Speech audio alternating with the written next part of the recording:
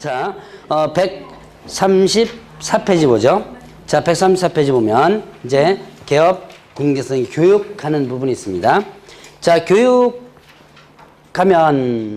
자, 거기 보니까 실무교육 있죠? 실무교육 있고요. 자, 그 다음에 또 직무교육 있고 연수교육 있고 그 다음 페이지에 뭐가 있어요? 거래, 사고, 예방교육 이렇게 네 가지가 있습니다. 자, 그래서 지금 네 가지에 대한 기본적 정리를 한번 해보고 넘어가죠. 네 가지가 내용이 비슷비슷하면서도 차이점이 있어요. 그래서 이런 차이점들 여러분들이 일단 하나씩 공부를 해줘야지만 됩니다. 자, 실무교육은 여러분들 이미 한번 봤습니다. 언제 봤어요, 이거는요? 언제 봤죠? 중개사무소 개설 등록할 때. 자, 중개사무소 개설 등록할 때 교육과 관련된 부분 있었죠? 등록 신청일 전 몇 년 이내? 1년 이내 실무교육 받아라 그랬죠? 자, 그래서 실무적인 교육입니다. 이 실시권자는 누구냐면 시도지사가 실시권자예요.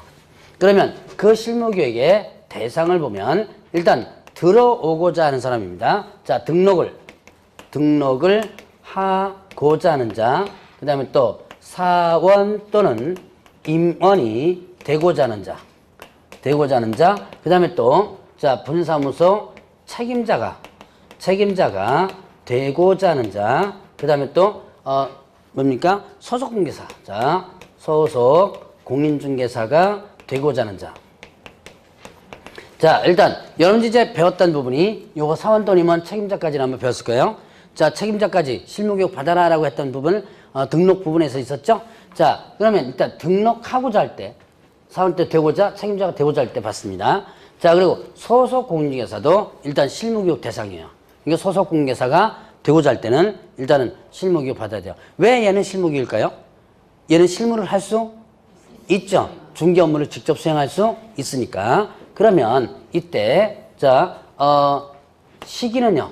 시기는, 자, 전 1년 이내입니다. 1년 이내. 이게 뭐냐? 등록 신청일 전 1년 이내. 이렇게 된 거예요. 그 다음에 소속공개사는요. 소속공개사는 고용신고일 전 1년 이내. 분사무 책임자는 설치신고일 전 1년 이내. 일단 기본적으로 전 1년 이내 받아줘야 돼요. 실무교육을. 자, 그래서 1년 이내 받아야 되는데요. 실무교육을 안 받아도 되는 경우 있습니다. 나갔다가 1년 이내 뭐 한다면 다시 들어온다면. 자, 폐업 후 1년 이내 다시 등록하거나 소속공개사 고용관계 종료되고 나서 1년 이내 다시 들어올 때. 자, 다시 한번 나갔다가 몇 년 이내 다시 들어온다면 1년 이내. 그러면 중개 업무를 했죠? 중개 업무를 하다가 1년 이내 다시 들어온다면 실무 까먹어요, 안 까먹어요? 네, 안 까먹는다. 까먹는 유효 기간은 1년으로 잡아놓은 거예요. 그래서 1년 이내 다시 들어오면 안 까먹으니까 실무교육 안 받아도 된다. 자, 예외적으로 안 받는다는 부분 일단 기억을 해 놓으시고요. 자, 그러면 실무교육 내용은 어떻냐면, 자, 내용은 법률 지식, 그 다음에 또 부동산 중개, 자, 부동산 중개와, 그 다음에 또 경영과 관련된 실무, 자, 그 다음에 또 직업윤리 이렇게 됩니다. 자, 일단은 법률 지식이 있어요. 그러니까 이거는 여러분들이 지금 배우는 거와 똑같아요. 중개와 관련된 법률 지식, 공법, 민법 이거 다 배워요. 그러니까 여러분들이 이제 합격하고 나서 바로 이제 한 달 뒤에 자격증 취득해가지고 바로 실무교육을 받는다면 거의 이 법률 지식 시간에는 좁니다. 자버려요. 왜 잤냐? 다 배웠던 거거든요. 학원에서. 다 배웠는. 그러니까 여러분들 중에서 가끔은 이거 다 배운 건데 여기서 교육해봤자 뭐하냐? 라고 항의하는 분들이 있어요. 근데 그건 여러분들 생각이에요. 자, 합격해놓고 6개월 만에 다시 교육받습니다. 기억나요? 한 반 기억나면 엄청 잘 기억나는 거예요. 자, 합격하고 1년 뒤에 교육받습니다. 그럼 어떻게 돼요? 거의 기억이 안 납니다. 이 옛날에 이런 거 배웠나? 뭐 이렇게 되는 거예요. 자, 그래서 바로 합격하고 바로 가신 분들이 가끔씩 이런 교육장에 가서 항의하시는 분들이 있거든요. 우리 이거 학원에서 다 배웠는데 뭐 여기서 또 배우냐라고 하는데 사실은 그게 아니에요. 1년 뒤, 2년 뒤, 10년 뒤에 자격 취득해놓고 하는 사람들은 전혀 모르는 거거든요. 그런 사람들을 대비해서 여러분들이 항의하면 안 돼요. 바로 가시면. 자, 어쨌든 이런 법률 지식, 그 다음에 또 부동산 중개, 경영실무 이런 것들 교육합니다. 그래서 이제 실무 교육을 가면 이제 뭐 컴퓨터 실무, 특히 이제 블로그 작업하는 거 있죠. 블로그 작업하는 거 이런 것들을 배웁니다. 자, 일단 그 다음에 또 직업 윤리 이런 것들을 교육하고요. 자, 시간이 어떻게 되냐면 시간은 28시간 이상 32시간 이내 이렇게 돼요. 자, 이거 이제 실무 교육과 관련된 부분이고요. 자, 그러면 이제 뭐가 있었죠? 직무 교육이 있었죠. 직무 교육. 자, 직무 교육의 실시권자는 시도지사 또는 뭐냐면 등록관청이에요. 등록관청. 시도지사 또는 등록관청에서 뭘 한다? 직무 교육을 일단은 하게 되는데, 자, 그러면 직무 교육 대상은 누구다? 대상은 일단은 중개보조원이, 중개보조원이 어떻게 돼요? 되고자 하는 자. 자, 중개보조원이 되고자 하는 자 이렇게 씁니다. 중개보조원이 되고자 하는 자. 자, 그러면 이때 자, 소속 공인중개사가 되고자 할 때는, 소속 공인중개사 되고자 할 때는 무슨 교육 받고요? 네, 실무 교육이죠. 자, 소속 공인중개사 되고자 할 때는 실무 교육 받는데, 중개보조원이 되고자 할 때는 무슨 교육 받는다? 예, 직무 교육을 받는다.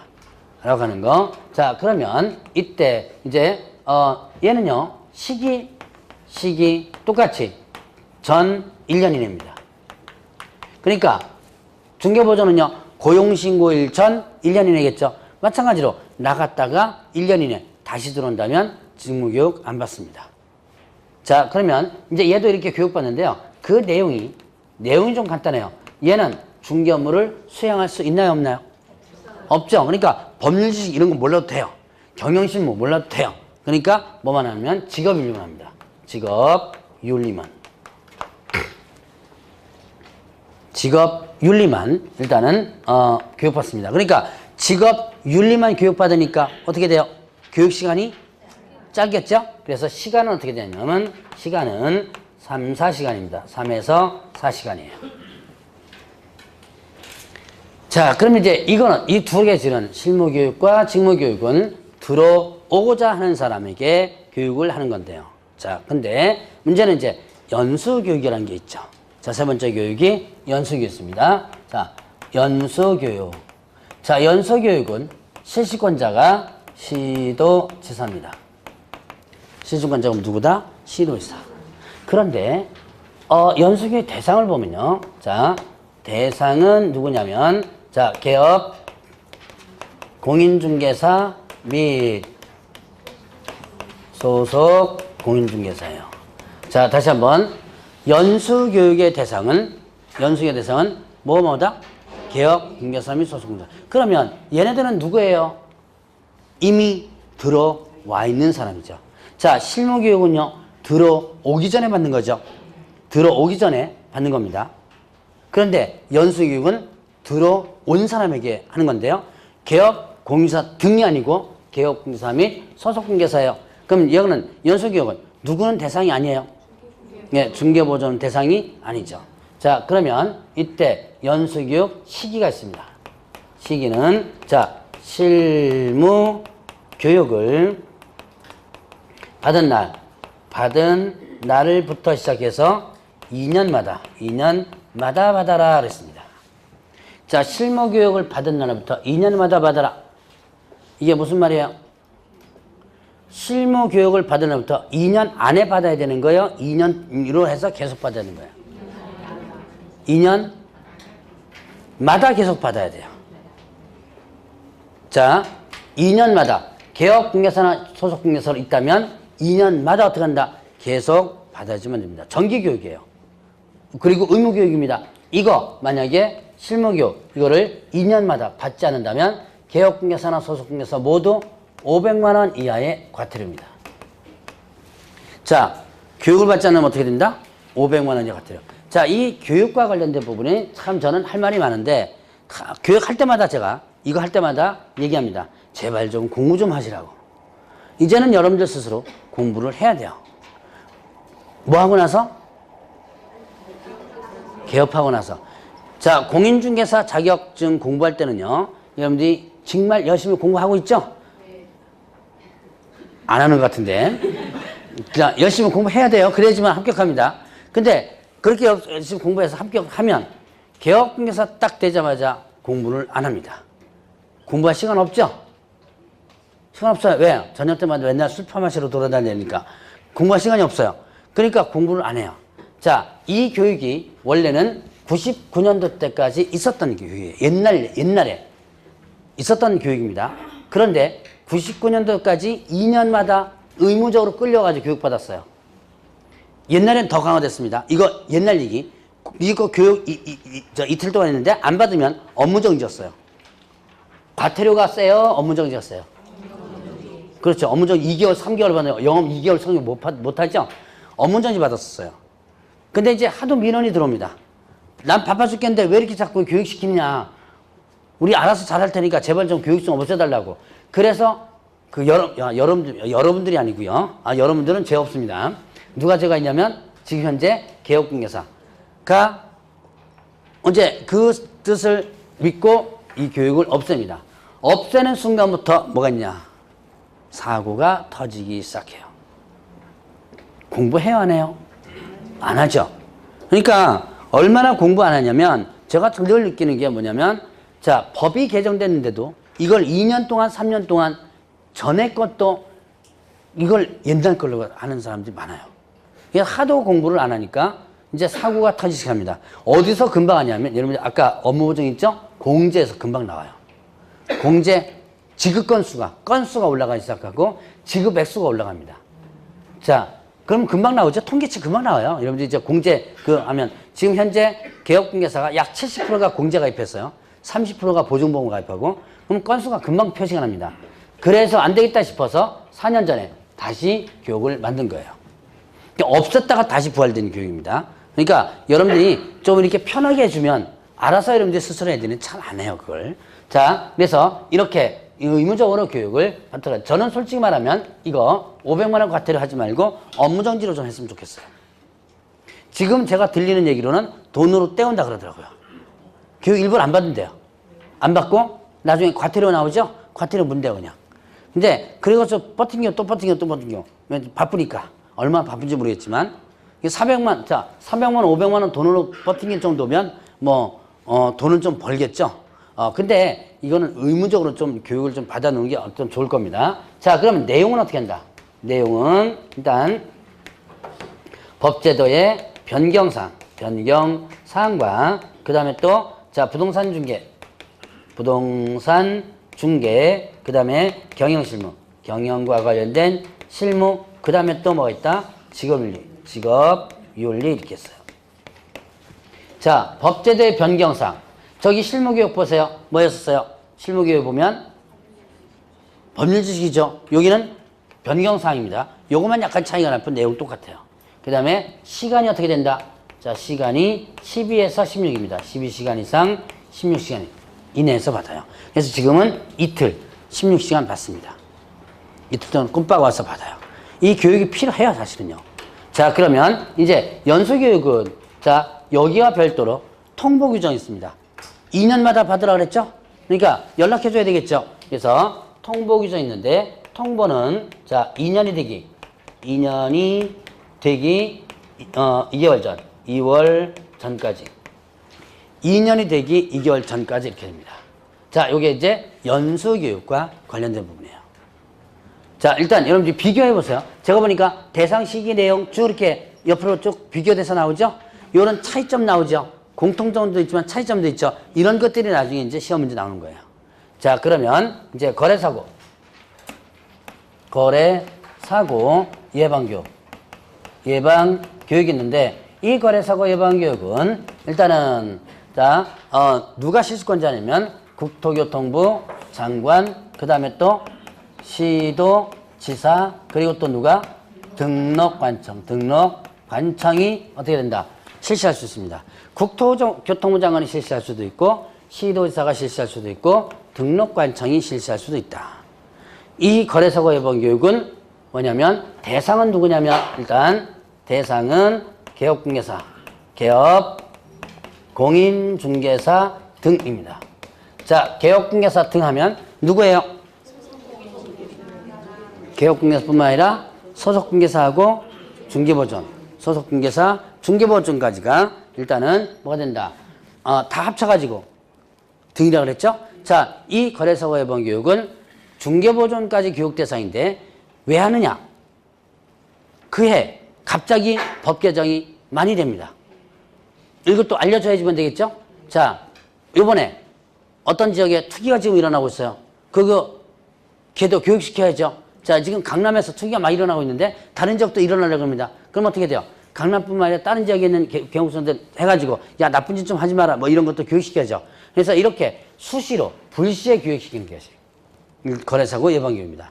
자, 그러니까 이거는 부정기적 교육이라고 보면 되고요. 국토교통부장관이 실시할 수도 있고 누가요? 시도지사 등록관청이 필요해서 국장이 뭐 국토교통부에다가 교육청 만들어 놓고 하는 건 아니겠죠. 얘가 명령하는 거예요. 야, 이제 교육 좀 시켜라. 뭐 이런 식으로 명령할 수 있는 권한을 가지게 되는 거죠. 자, 그래서 이렇게 거래사고 예방 교육은 수시교육, 부정기적 교육입니다. 그래서 자, 교육 시기 언제인지 몰라요. 올해 할지 안 할지도 모르죠. 자, 그 다음에 내용, 무슨 내용인지 몰라요. 어떤 내용 갖고 할지 모르죠. 자, 시간. 내용은 알아야지만 시간을 잡죠. 시간도 몰라요. 그래서, 자, 시기라든가 내용이라든가 시간 없습니다. 자, 그러면 이제 통보가 있는데요. 통보는 뭐냐? 이거는 교육일 며칠 전까지 통보한다 그랬어요?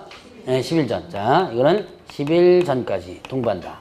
자, 그리고 이 거래사고 예방 교육은 또 하나의 특징이 있는데요. 이런 교육할 때는 교육비를 뭐 한다? 지원할 수 있는 예적인 규정이 있습니다. 자, 이런 교육할 때는 뭘 지원한다? 교육비를 지원한다. 자, 그러면 이제 이렇게 해서 네 가지의 교육. 자, 지금 머릿속에 다 집어넣으려고는 하지 말라 그랬죠? 일단은 여러분들이 이런 네 가지 교육에 비교되는 부분을 한번 보시고 이 비교되는 부분들이 나중에 뭐 나온다? 시험 문제 나오는 거예요. 그러니까 그런 부분을 눈여겨보시고 넘어가시면 됩니다. 자, 그럼 136페이지 이제 교재 갖고 한 두 가지를 보죠. 자, 일단 교육의 지침 마련이 있습니다. 136페이지에 지침 마련. 자, 국토교통부 장관은 시도지사가 실시하는 뭐에 대해서? 실무, 직무, 연수에 대해서 지침을 마련해서 시행할 수 있다고 했어요. 그럼 지침이 뭐냐? 기준을 마련하는 거예요. 자, 여기에 실무교육, 직무교육, 연수교육에 기본적으로 실시관자가 누구예요? 실무교육, 직무교육, 연수교육, 교육의 실시관자는 시도지사죠. 그러니까 만약에 이 기준이 없으면 서울특별시에서 하는 교육과 그 다음에 또 경기도에서 하는 교육이 제각각일 수 있죠. 이 제각각이 할 수 있으니까 이거를 기준을 잡아서 적어도 요 정도 선에서는 교육을 해주라 라고 하는 기준을 마련하는 것이 뭐다? 지침 마련이다. 이때 지침 마련권자가 누구다? 국토교통부 장관입니다.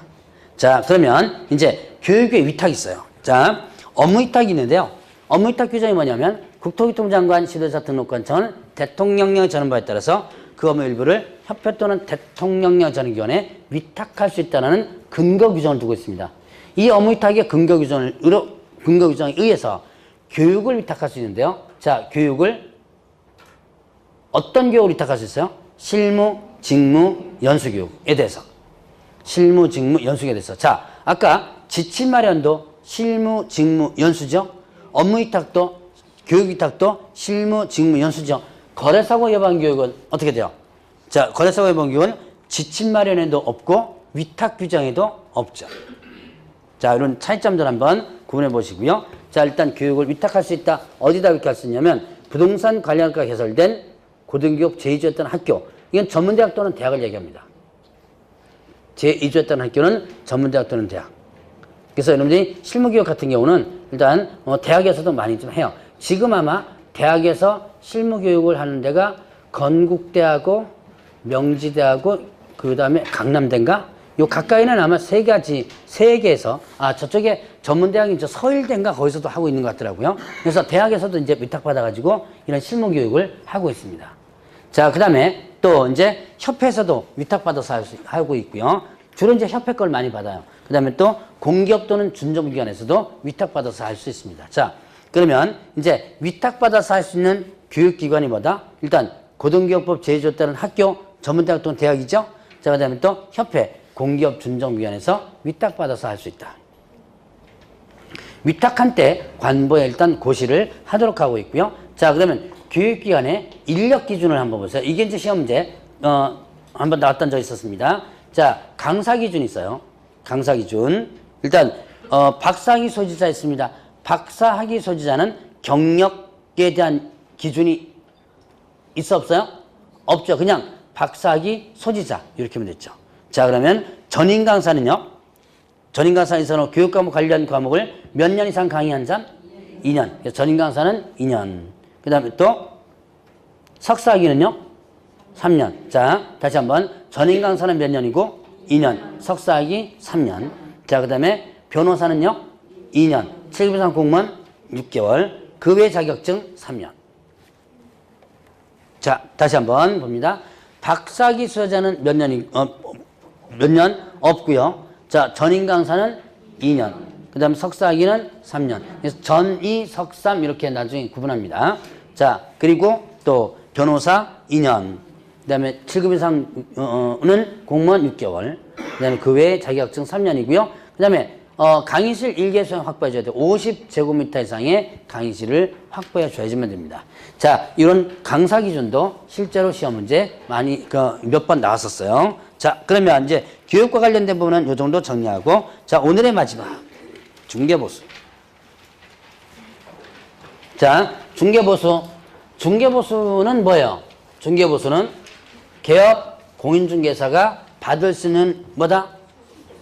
네, 수수료, 대가지요. 그래서 일반적으로 여러분들이 많이 뭐라고 알고 있어요? 중개 수수료라고 알고 있죠. 자, 그러면 이때 중개보수와 관련해서는 중개보수 청구권. 자, 중개보수 청구권에 대한 발생, 그 다음에 또 행사, 그리고 소멸, 이렇게 세 가지로 나눠서 구분합니다.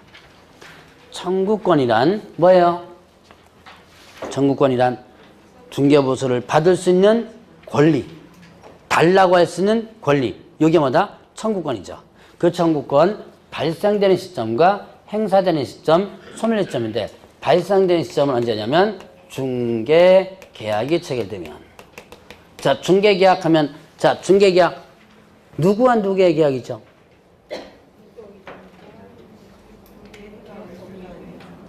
중개계약 청약을 누가 해요? 의뢰인이 하죠. 승낙을 누가 받아요? 예, 개업공개사가. 자, 제가 중개계약과 거래계약이란 그림 그려서 한번 설명했던 적 있었죠? 거래 당사자의 계약이 거래계약이고, 아직도 헷갈리는 분이 있습니다. 자, 매도인과 매수인 이렇게 계약이 거래계약이죠. 중개계약은 의뢰인이 팔아줘, 청약이죠. 개업공개사가 알았다, 이제 소개시켜 주겠다 그러면 뭐가 된다? 승낙이 되는 거죠. 자, 중개계약은 의뢰인과 개업공개 사이의 계약이다. 그래서 의뢰인이 의뢰하고 개업공개사 접수하면 계약이 성립되면서 이때 중개보수 청구권이 발생됩니다. 자, 그러면 발생만 됐지 보수를 받을 수 있을까요, 없을까요? 받을 수 없어요. 왜요? 보수받을 수 없는 이유. 아직까지 거래가 성사되지 않았죠. 그러니까 권리만 발생돼요, 권리만. 받을 권리만 생기는 거예요. 자, 그러면 이제 행사는요, 행사는 자, 원칙과 그 다음에 또 예외로 나눠지게 됩니다. 원칙은요, 원칙은 중개가 완성되면 중개보수를 받을 수 있습니다. 자, 여러분들 혹시 계약서 쓸 때 중개보수 주신 분 계세요? 계약서 쓸 때. 여기 안 계신가요? 자, 예전에 계약서 쓸 때 중개보수 달라고 많이 했고요. 여러분들 그 중개사무실 가면 아직도 그게 붙어 있는 데가 많더라고요. 중개수수료는 계약 체결 시 받습니다. 뭐 이렇게 뻘겋게 해가지고 붙여놓은 거 여러분들 보신 분이 있을 거예요. 자, 그래서 일단, 원래는요, 중개가 완성되면, 자, 중개 완성 시점은 언제예요? 중개 완성이란? 중개계약서가 아니고, 거래계약서죠. 자, 일단, 여러분들, 여기서 중개 완성이란 중개가 끝난 거죠. 중개가 끝난 거니까 계약이 체결되죠. 계약 체결되면 원래 중개보수를 받을 수 있었어요. 그래서 많이 이걸 요구를 했고요. 실제로 보면 계약 체결 시에 중개보수 준 사람도 많아요. 그런데 문제는 자 이제 예외가 있습니다. 자 예외적으로 이제 법에 규정됐어요. 약정이 있다면 중개보수 지급식입니다. 지급식에 대해서 명시하는데 약정이 있다면 약정이하고 약정이 없다면 거래대금 지급이 어떻게 돼요? 완료된 시점. 자 거래대금 지급이 완료된 시점이 언제예요? 예, 잔금 지불이죠. 잔금 지불일 날 받도록 됐어요. 약정이 없다면. 이게 나온 지가 이제 한 3년이니까 이제 4년째 되는구나. 자, 이거 나온 이후. 자, 원래는 언제 보수받을 수 있다 그랬어요? 중개가 완성되면. 즉, 계약 체결 시 받을 수 있다 그랬죠? 이제 여러분들이 계약 체결할 때 중개보수 주세요 그러면 무슨 소리냐? 뭐 중개보수는 뭐 잔금 지불할 때 줘야 되는데 그래서 안 주게 되고 잔금 때 많이 줘요. 근데 옛날부터 관행상 그렇게 많이 됐었고요. 옛날에는 어떻게 이제 조례에서 어떻게 규정을 썼냐면 계약 체결 시 반, 잔금 시 반 이렇게 하는 게 옛날에 있었고요. 이게 이제 99년도 때까지입니다. 그러다가 2000년도에 개업공개사의 권리를 많이 올려놨어요. 그 반반하는 걸 없애버렸습니다. 없애버렸으니까 어떻게 돼요? 언제 받을 수 있는 거예요? 중개가 완성되면 받을 수 있도록 해놓은 거예요. 근데 이제 이게 어느 정도 정착이 되다가 문제가 생깁니다. 이게 계약 체결 시 보수를 다 받고 나니까 너랑 나랑 이제는 볼장 다 본 거죠. 그러니까 후속 서비스를 해줘야 안 해줘요? 안 해주죠. 잔금 지불해야 되는데 어떻게 해야 돼요? 당신도 알아서 좀 하세요. 먼저 잔금 지불할 때 어떻게 대부분 중개사무소 와서 법무사 사무실 실장 데려오고 해가지고 서류 준비해서 해가지고 연결 다 해주죠. 이거는 사실은 중개사법의 의무는 아닙니다. 여러분들이 중개사무소 이렇게 해준 그 자체는 중개사법상의 의무는 아니에요. 그러나 적어도 서비스업이라면 여기까지는 이제 해주긴 해줘야 돼요. 그런데 계약 체결 시 돈 받아놓으니까 그거 다 귀찮은 거예요. 난 바쁘죠 지금. 지금 토지 중개 또 하나 해줘야 되는데 근데 매돈 쫓아가가지고 야 이거 좀 해둬라 그러면 귀찮으니까 이걸 갖다가 안 해준 거예요. 이게 또 민원이 들어갑니다. 그러다 보니까 아예 뭐 된다? 이렇게 명시해 놓은 거예요. 여러분들 일반적으로 중개계약 시에 보수 약정 해야 안 해요? 안 하죠? 그러니까 약정이 없다면 어떻게 한다? 거래대금 지급이 완료된 시점으로 나오는 거예요. 자, 그냥 여러분들이 가진 권리를 차버렸다 라고 보시면 됩니다. 이전에 개업공개사가. 자, 이거 시험 문제 벌써 2번 나왔습니다. 기억을 좀 해놓으셔야 돼요. 자, 그러면 이제 소멸되는 시점은 뭐냐? 소멸되는 시점은 개업공개사의 공인중개사의 고의 또는 과실로 거래계약이 어떻게 됐을 때 거래계약이 무효 취소 해제 그 다음에 취소 그리고 해제된다면 누구의 고의과실이에요? 개업 공인중개사의 고의과실이죠. 거래계약이 어떻게 됐을 때 무효 취소 해제됐을 때 누구 잘못 때문에 계약 깨졌어요? 개업공개사 때문에 계약 깨졌죠. 그러면 이때는 어떻게 된다? 보수받을 수 있다 없다? 없다. 자, 그러면 개업공개사 잘못이 아닌 걸로 깨졌습니다. 그럼 어떻게 될까요? 받을 수 있죠. 자, 개업공개사 아닌 잘못. 예를 들어서 중도금이나 잔금이 지불이 잘못돼가지고 계약 깨졌죠. 그럼 내 잘못이 아니죠. 이때는 보수받을 수 있습니다. 자, 어쨌든 이렇게 세 가지 여러분들 발생 행사 소멸되는 거 정리를 한번 해보시고. 자, 그럼 이제 중개보수 어떻게 받느냐? 보수에 대한 부분 뭐죠? 자, 중개보수는 주택과 그 다음에 주택 외로 나옵니다. 주택은 부속 토지까지가 일단 포함되고요. 주택은 국토교통부령, 국토교통부령이 정하는 범위 내에서 시도 조례로 정하도록 하고 있어요. 자, 국토교통부령 하면 뭘 얘기하는 거예요? 시행령, 시행규칙. 시행규칙이죠. 자, 다시 한번 법령에 대해서 첫 번째 시간에 배웠습니다. 법령이란 법률, 시행령, 시행규칙 이래야 되죠. 시행령을 다른 말로 뭐라 그런다? 대통령령이라고 그랬죠. 시행규칙을 다른 말로 부령이라고 그랬죠. 그럼 국토교통에서 만드는 거니까 국토교통부령 이렇게 표현한다고 했어요.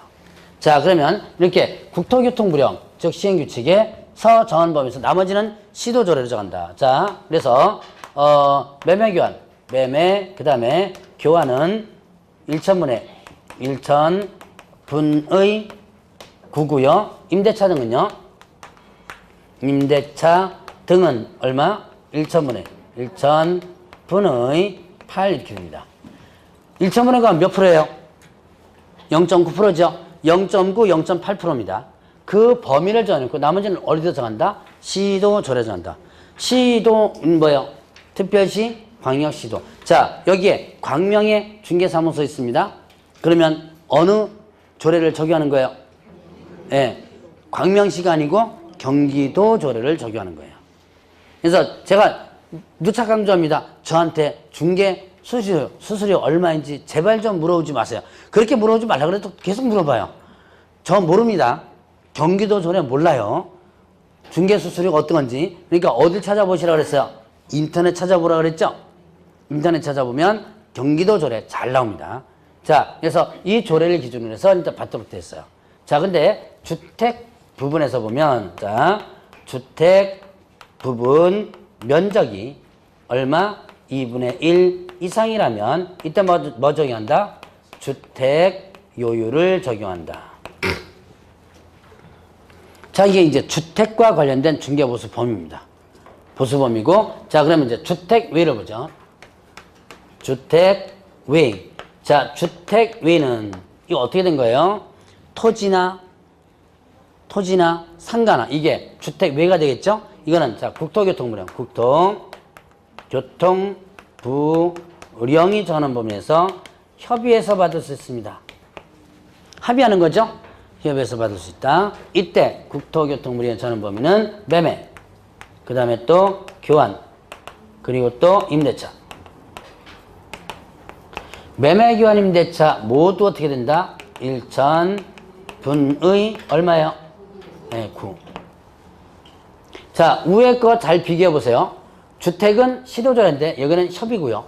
주택은 매매, 교환, 임대차가 갈라지는데 여기는 합쳐가지고 이렇게 되죠. 이런 차이점들을 여러분들 눈여겨보시고요. 자, 매매, 교환, 임대차 모두 0.9% 범위 내에서 협의해서 받는다. 그러니까 여러분들이 얼마를 받을 수 있다? 최종적으로 0.9%. 이게 30억짜리면 얼마 중개보수 받아요? 2,800만 원이죠. 2,700만 원. 아, 제가 지금 내가 비슷하게 얘기를 했네. 자, 2,700만 원. 그러면 양쪽으로 받죠. 얼마예요? 5,400만 원. 자, 이렇죠. 괜찮죠? 그럼 여러분들은 내 주제에 무슨 30억짜리가 나오냐? 여러분들 그렇게 생각하면 여러분들 안 와요. 자, 여러분들 언젠가는 그런 매물을 어떻게 돼요? 중개해 줄 수 있습니다. 제가 아는 그 옛날 이제 수강생 중에 꽤 오래됐는데 합격하고 한 달 만에 수원의 영통 쪽에 있는 수강생인데요. 한 달 만에 22억짜리 중개해 준 거예요.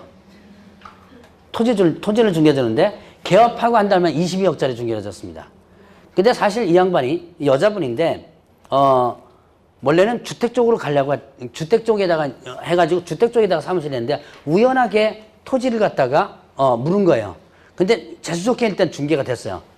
22억 되면 법정을 봐도 꽤 괜찮죠? 야, 한 2천 가까이 됩니다. 뭡니까? 예? 얼마요?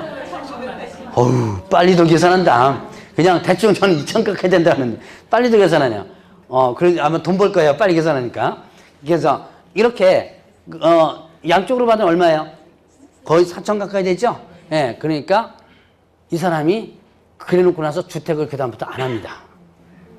원래는 사무실을 어디다 차렸는지 왜 빌라촌 같은 데다가 차렸거든요.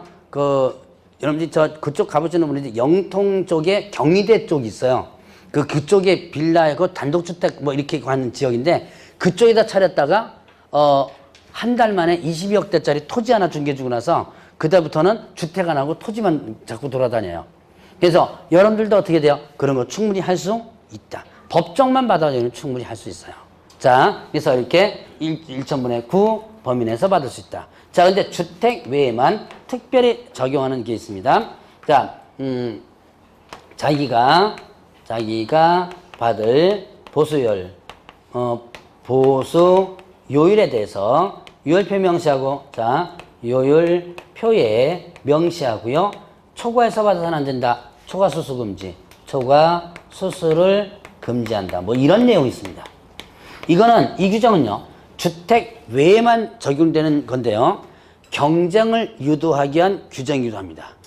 자, 보수율에도 요일표 명시하라. 여러분들 중개사무소에 걸어두는 거 있죠? 뭐 걸어둬요? 중개사무소에 등록증, 원본, 자격증, 원본 걸어둬야죠?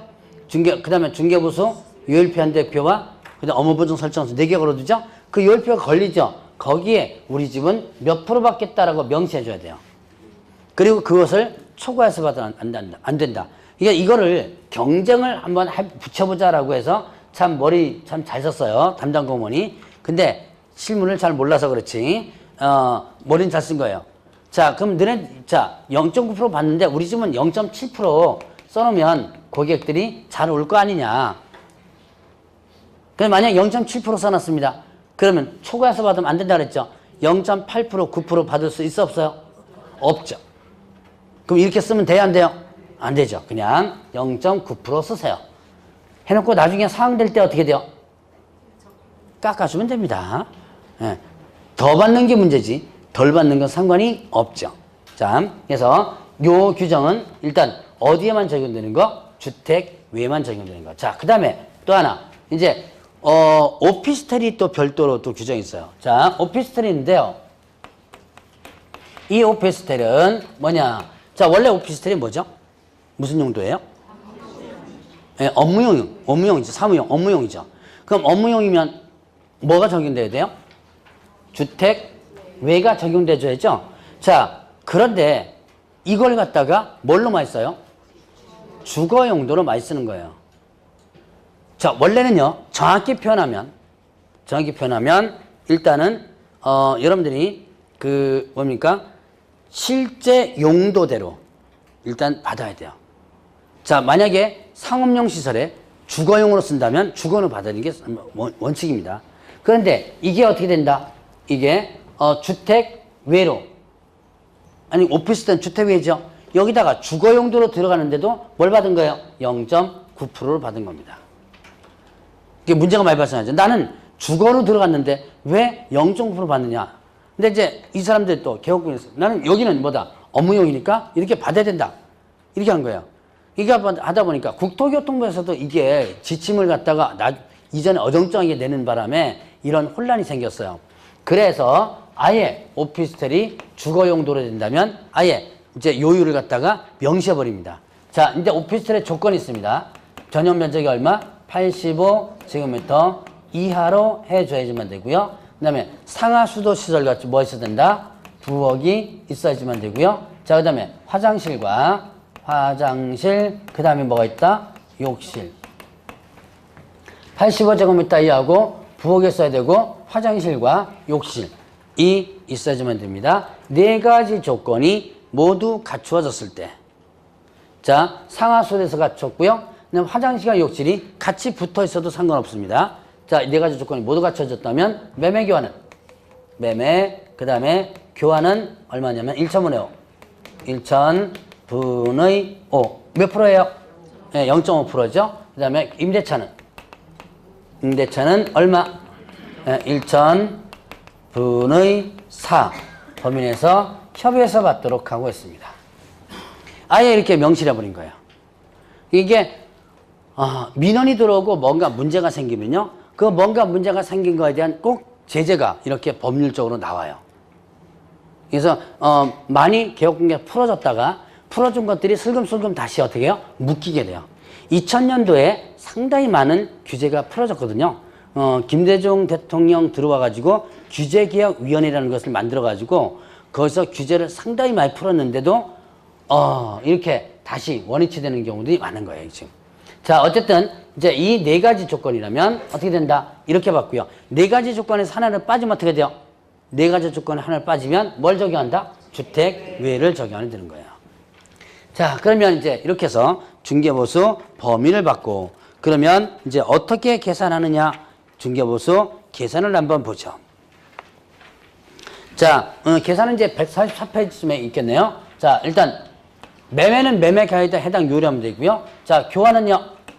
교환은 어떻게 한다? 고액의 물건을 기준으로 합니다. 1억짜리와 그 다음에 1억 5천짜리를 서로 맞바꿉니다. 1억짜리와 1억 5천짜리 서로 맞바꾼다. 그럼 맞바꾼다면 그냥 맞바꾼다면 누가 손해? 1억 5천이 손해죠. 이거 손해 날 짓 안 하죠? 얘가 5천만 원을 현금이나 이런 걸로다가 어떻게 돼요? 보충을 해주죠? 이걸 이제 여러분이 민법에서는 교환 파트에 가면 보충금이라 그래요. 어차피 얼마에 거래되는 거? 1억 5천에 거래가 되죠. 그래서 이렇게 1억 5천만 원 고액을 기준으로 하면 됩니다. 그러면 이제 또 월세가 있는 임대차 있어요. 자, 월세가 있는 임대차는 일단 보증금 더하기 월세 곱하기 얼마? 100. 자, 보증금 더하기 월세 곱하기 100입니다. 이렇게 산정을 하는 거예요. 보증금 1억에 월세 100만 원입니다. 그러면 얼마를 계산하는 거예요? 100만 원에 100만 원은 얼마? 100만 원에 100 곱하면 1억이죠. 1억에다가 요거 더하니까 2억. 2억에다가 해당 요율. 상가 같으면 0.9% 받으면 돼 있고 0.9까지.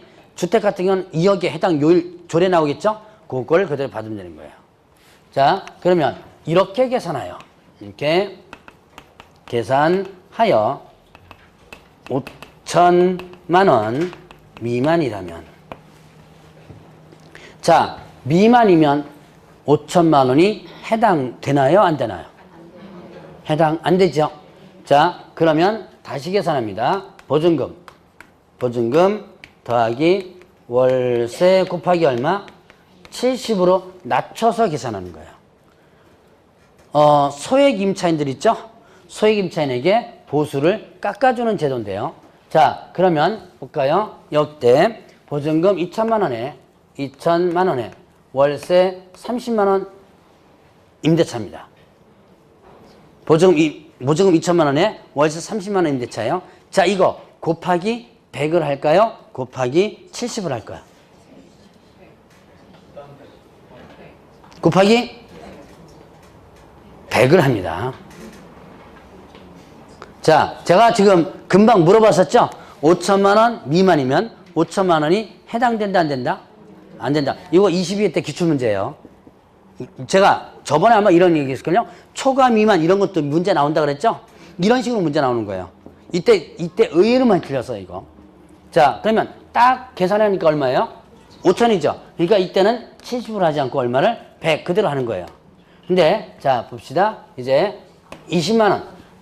월세 보증금 2천에다가 월세 20만 원짜리입니다. 자, 그럼 일단 100 갖고 계산해 보셔야죠. 100 갖고 계산하니까 얼마예요? 예, 4천. 5천만 원 미만 됐죠. 자, 그러면 다시 계산해야죠. 곱하기 얼마로? 70으로. 그럼 2024 1,400만 원에다가 2천 더하니까 3,400. 그러니까 4천만 원 갖고 중개보수 계산하지 말고 얼마 가지고요? 예, 3,400 갖고 계산하라 라고 하는 얘기예요. 자, 이제 이렇게 월세가 있는 임대차는 이렇게 계산하면 되겠고요. 자, 그 다음에 또 분양권.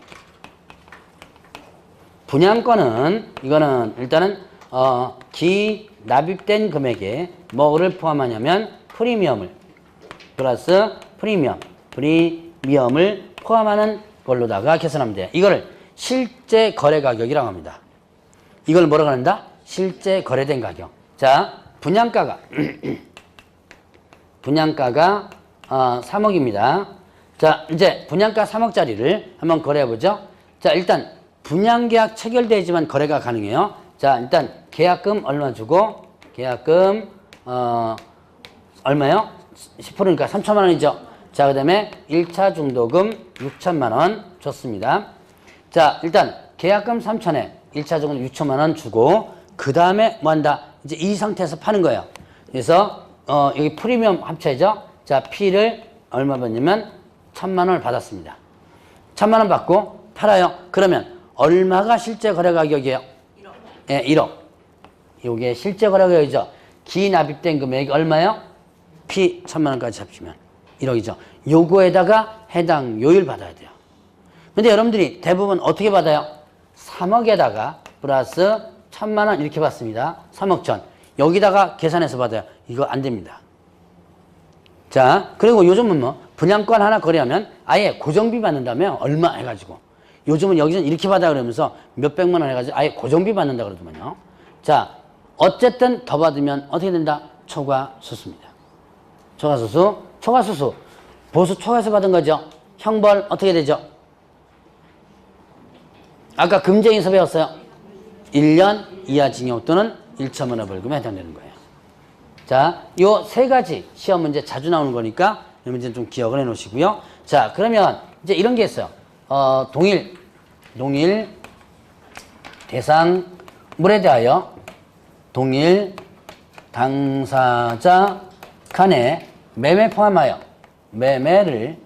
포함하여 둘 이상의 거래가 이 이상의 거래가 동일 기회에 이루어졌다라고 한다면 이때는 뭐만 받아라?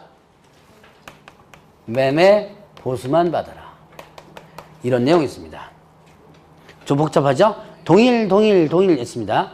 동일 대상물에 대하여 동일 당사자 간의 매매 포함하여 둘 이상의 거래가 동일 기회에 이루어졌다. 자, 이 주택을 A가 소유하고 있는데 이 주택을 누구한테? B한테 팝니다. 매매해요. 근데 이 B는 자기가 살 의사가 없습니다. 그래서 매매와 동시에 다시 B와 A가 임대차 계약을 체결하고요. A가 계속 여기에 눌러앉아 사는 거예요. 이런 경우 종종 있습니다.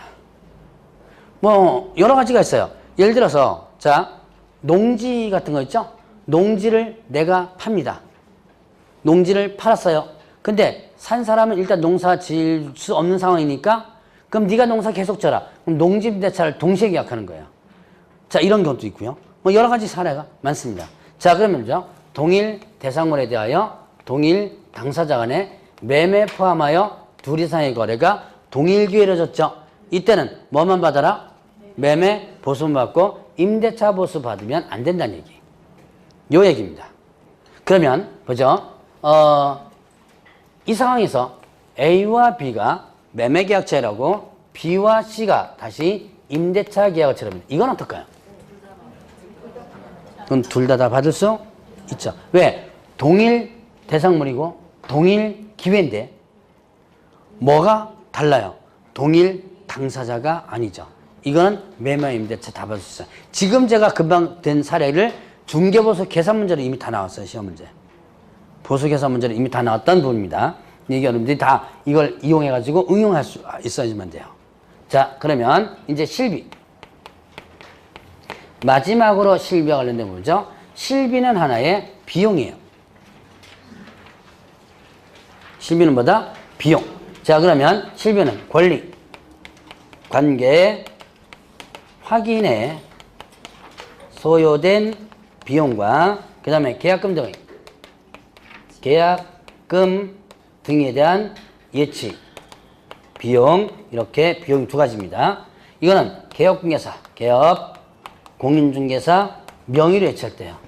자, 권리관계 확인에 소요된 비용은 권리 이전 의뢰인에게 받고요. 얘는요, 권리 취득 의뢰인에게 받습니다. 자, 간단하게 일단 요것만 보죠. 자, 권리관계 확인에 소요된 비용. 권리관계 확인할 때 들어간 비용이 대표적인 뭐 있을까요? 예, 등기상 증명서 발급비용 있죠. 발급비용. 그 다음에 또 토지대장, 건축물대장 이런 거 발급비용. 한 몇천 원 됩니다. 5천 원. 이거 달라고 하는 사람 있어 없어요? 5천 원 비용 더 주세요. 라고 5천 원 때문에 욕만 들어 먹어요. 그래서 지금 현재 개업중개사는 이거 달라고 하지 않습니다. 그러나 법적으로 어떻게 돼요? 받을 수 있는 비용이에요. 자, 그런데 얘는 누구한테 받는다? 권리 이전 의뢰인. 이거 왜 얘한테 받느냐? 자, A하고 B가 있고요. 자, 갑이 있습니다. 갑이 A의 부동산을 조사해서 누구한테 설명해 주는 거예요? B에게 설명해 주는 거죠. 근데 만약에 갑이 없이 A와 B가 직접 거래한다면 이때 확인해서 설명해 줄 사람이 누구예요? 그렇죠. A가 얘한테 설명해 줘야죠. 내 물건은 이렇다는 거 설명해 줘야죠. 자, 그걸 누가 대신하는 거예요? 예, 갑이 대신하는 거죠. 그래서 얘한테만 받아라. 일방이죠? 자, 중개보수는 어떻게 돼요? 양쪽 받는다 그랬죠? 자, 매도인과 매수 양쪽인데 이거는 일방입니다. 자, 계약금 내 예치 비용, 개업공개사 명의로 예치하면 아까 계약금 등의 예치제도 배우셨죠? 개업공개사 명의로 예치하면 이때는 어떻게 된다? 이때는 비용이 나오는데요. 예를 들어서 뭐 보증 설정해야 된다라는 이런 비용도 나옵니다. 그런 비용을 누구한테? 권리 취득을 해야 권리 취득을 하면 누구죠? 매수나 임차인은 사람. 왜 이한테만 받아? 이유가 있죠. 이거는 이 제도는 누구를 위한 제도다? 매수, 임차 등 권리 취득, 의뢰인을 위한 제도죠. 그래서 이한테만 받는다는 거예요. 자, 실비는 이 두 가지만 기억하면 되고요. 나머지 실비 범위는 시도조례 정합니다. 시도조례 정하는 게 또 뭐 있어요? 저쪽에 보니까 주택과 관련된 부분 또 시도조례 정하죠. 자, 그러면 이제 요거 해보죠. 마지막으로 대상물 소재지와 사무소 소재지가 다릅니다. 물건은 뭐 여기 같은 경우 이제 많이 이런 케이스가 나오는데요. 물건은 저 서울에 구로구에 있는 거예요. 서울에 있는 건데, 자, 사무실은 여기 광명시에 있습니다. 그러면 이때는 서울시 조례, 물건이 있는 서울시 조례와 사무실에는 여기 경기도 조례가 있겠죠. 그 중에서 뭘 적용할까요? 네, 사무소 소재지 조례를 적용합니다. 물건 소재지가 아니라 뭐다? 사무소 소재지 조례를 적용한다. 그러면 이때 여기서 왜 사무소 소재를 적용할까요? 사무소 소재지. 일단은 여러분들이 사무실에서 계약을 체결하죠. 사무실에 뭐가 있어요? 사무실에 요율표가 걸려졌죠. 그거 쳐다보고 있죠. 그 요율표 여기 거는 경기도 조례 거 나오죠. 그래서 사무소 소재를 이렇게 합니다. 자, 이렇게 하면 이제 실비 부분 일단까지 해서 끝나고요. 자, 다음 주에는 뭐를 하냐면 148페이지에 공인중개사 협회 부분 있죠. 여기서부터 나가도록 하겠습니다. 진도표가 약간씩 틀리니까 그거 좀 주의해 주시고요. 자, 다음 주에 뵙도록 하겠습니다.